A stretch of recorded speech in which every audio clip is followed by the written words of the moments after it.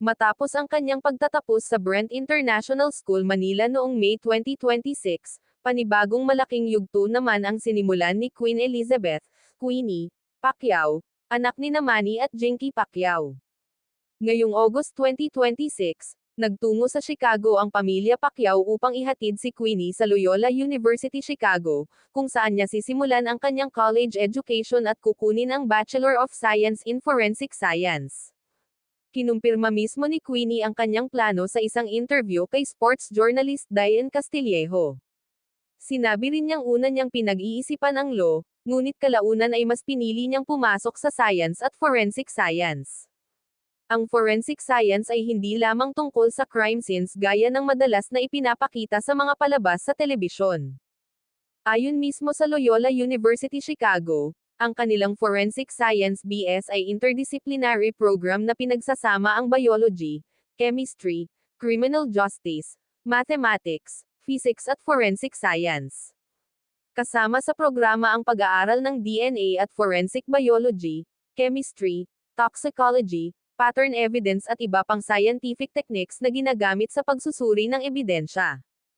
Ang programa ay nangangailangan ng humigit kumulang 84 hanggang 88 credit hours para sa major at accredited ng Forensic Education Programs Accreditation Commission. Kaya kung itutuloy ni Queenie ang buong programa, mahaba at seryoso ang kanyang magiging academic journey, malayo sa simpleng perception na ang forensic science ay puro crime investigation lamang.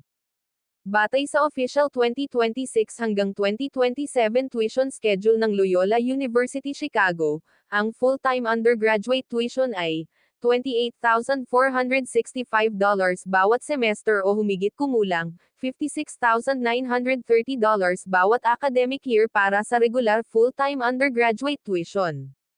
Sa halagang humigit kumulang 3.49 milyon kada taon kapag ginamit ang conversion na iniulat ng Philippine media, tuition pa lamang iyon. Ngunit hindi rito nagtatapos ang gastos. Ayon sa official university estimate para sa 2026 hanggang 2027, ang kabuuang direct expenses ay nasa $56,930. Average room and board, $18,572.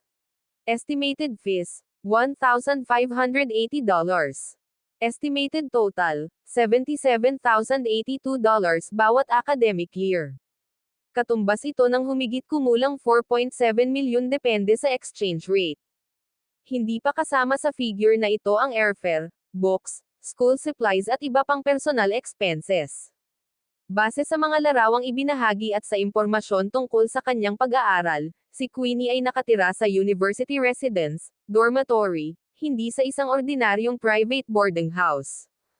Para sa first-year students, maraming residence halls ang Loyola University Chicago, kabilang ang Denob Ely Hall, Francis Hall, Mertz Hall, San Francisco Hall, Simpson Hall at St. Joseph's Hall.